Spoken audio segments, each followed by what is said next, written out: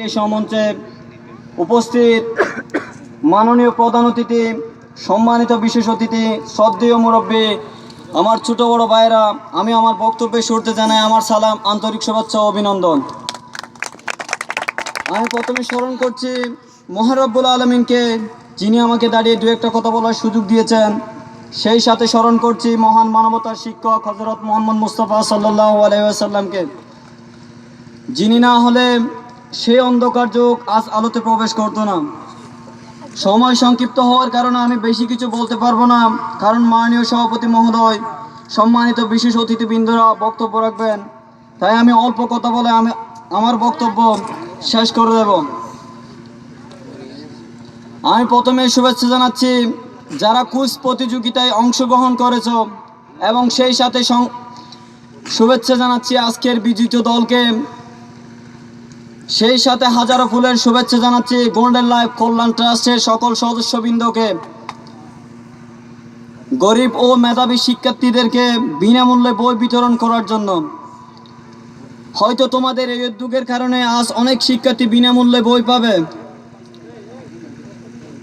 তারা তাদের লেখাপড়া চালিয়ে যেতে পারবে। যারা বিনামূল্যে বই পাবে, আমি তাদের দৃষ্টি আকর্ষণ করে বলছি, তোমরা যারা বই পাবে, তোমরা এই বইয়ের সদ্য ব্যবহার করবে।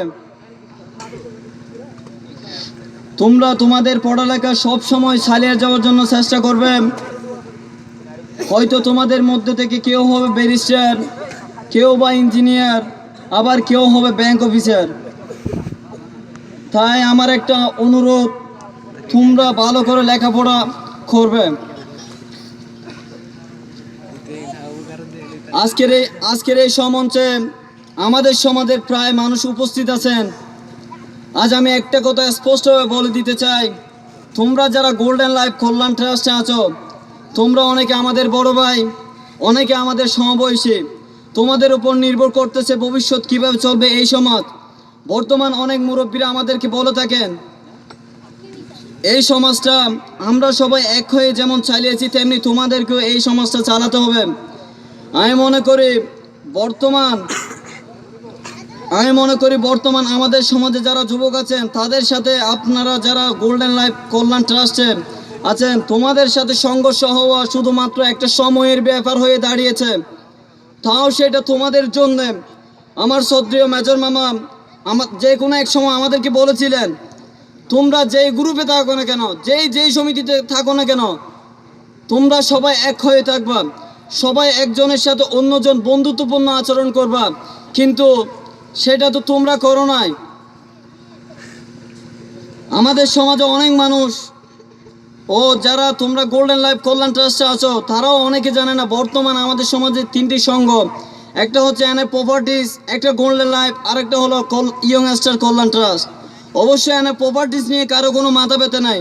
অবশ্য যারা গোল্ডেন লাইফ কল্যাণ ট্রাস্টে আছেন, তাদের মাথা ব্যথা হলো ইয়ংস্টারকে নিয়ে। ইয়ংস্টারের যারা সদস্য আছেন, আপনারা তাদেরকে যে ভাষায় কথা বলেন, এটা আসলে উচিতই না। আর আমরা যারা গোল্ডেন লাইফ কল্যাণ ট্রাস্ট থেকে বেরিয়ে এসেছি, তোমরা আমাদেরকে যে কথাগুলো বলো, এটা আসলে মোটেই ঠিক না। এটা আসলে আমরা কোনোদিন আশা করিনি। আমরা গোল্ডেন লাইফ কল্যাণ ট্রাস্ট থেকে বেরিয়ে এসেছি নিজে, আমাদের সাথে আপনাদের মিল হচ্ছে না, সেজন্য আমরা বেরিয়ে এসেছি। যেই সমিতিতে সদস্যর কোনো অগ্রাধিকার থাকে না, সেই সমিতিতে কেন আমরা থাকব?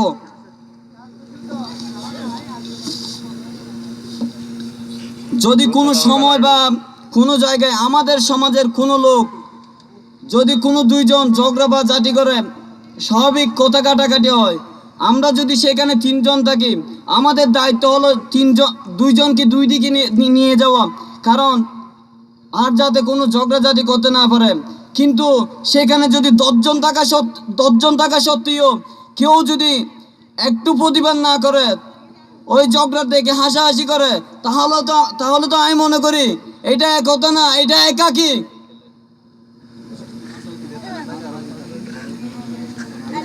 অনেকের মনে প্রশ্ন আসতে পারে, এর সাথে গোল্ডেন লাইফের সম্পর্ক কি? আসলে এইসব করা হয় শুধুমাত্র একতা থাকার জন্য। একতা থাকতে হলে সব সময় সব কিছু সব জায়গায় অবশ্যই সবাইকে মেনশন করে নিতে হয়, কিন্তু আপনারা তো সেটা করেননি। তো আমি আর কথা বাড়াবো না। আমি চাইবো সমাজের প্রতিটা যুবক যেন এক হয়ে থাকে। একজনের বিপদে অন্যকে অবশ্যই এগিয়ে আসতে হবে, এটাই কিন্তু সবাইকে সব সময় মাথায় রাখতে হবে। কেউ কারোর সাথে এমন কোনো আচরণ করবে না যাতে কারো কোনো মনে কষ্ট লাগে। বর্তমানে তোমাদের মধ্যে তোমরাই হচ্ছে আমাদের এই সমাজের ভবিষ্যৎ। তোমাদের উপর নির্ভর করতেছে ভবিষ্যতে কিভাবে সমাজ চলবে বা কিভাবে সমাজ গঠিত হবে, এটাই।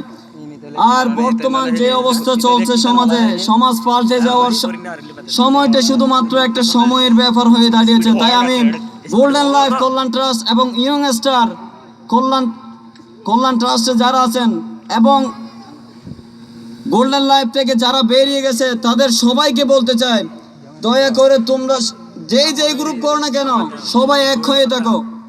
তো আমি আমার বক্তব্য আর দীর্ঘায়িত না করে এখানেই শেষ করছি। গোল্ডেন লাইফের সকল সদস্যবৃন্দকে অগ্রিম হাজারো ফুলের শুভেচ্ছা জানিয়ে আমি আমার বক্তব্য এখানে শেষ করছি। ওমা তৌফিক ইল্লা বিল্লাহ। আসসালামু আলাইকুম ওয়া রাহমাতুল্লাহ। ধন্যবাদ আমিনকে। তার যেভাবে হোক, দিক নির্দেশনামূলক হোক আর বা উগ্রভাবে হোক, যেটাই হোক, সে রাজনৈতিকভাবে বক্তব্য দিক বা একজন রাজনীতিবিদের মতন বক্তব্য দিক, তাতে আমাদের কোনো মাথা ব্যথা নেই। কেননা আমরা গোল্ডেন লাইফ কল্যাণ ট্রাস্ট এই জন্য গঠন করি নাই যা কারোর সাথে ঝগড়া করার জন্য। একটা কথা আছে, যে স্যাক্রিফাইস করতে পারে সে সবসময় টিকেই থাকে। আমরা স্যাক্রিফাইস করতে শিখেছি, আর যারা স্যাক্রিফাইস করতে শিখে নাই তাদের মুখে এই ধরনের কথা মানাবে বা মানাবে না সেটা নিয়েও আমরা মাথা ব্যথা করি না। আমরা স্যাক্রিফাইস করবো, স্যাক্রিফাইস করতেছি, আগামীতে করে যাবো ইনশাল্লাহ। যারা রাগ একটা কথা আছে, রাগ করলেন তো হেরে গেলেন। রাগ করা কিন্তু মানুষের একটা বদ অভ্যাস। আমি বলতে চাই, মানুষ ভুলের ঊর্ধ্বে নয়, মানুষের ভুল হতেই পারে।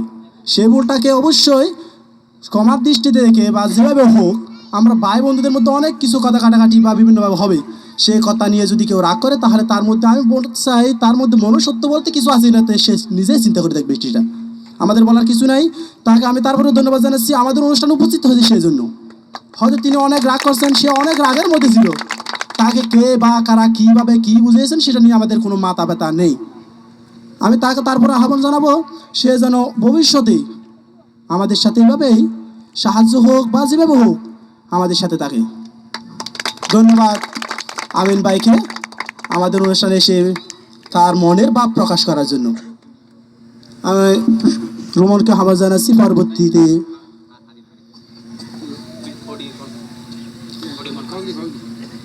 প্লিজ আমি 1 মিনিট ওয়েট করার জন্য প্রত্যেককে আহ্বান জানাচ্ছি। কেউ বিরক্তি বোধ করবেন না। আমাদের অনুষ্ঠানে আমাদের একজন সিনিয়র সদস্য, বিশেষ করে তিনি সহসভাপতি, তার বিভিন্ন কাজের জন্য তিনি আমাদের মাঝে উপস্থিত থাকতে পারেন নাই। যার কারণে আমাদের অনুষ্ঠানটা আজকে এত সাফল্যমণ্ডিত হয়েছে।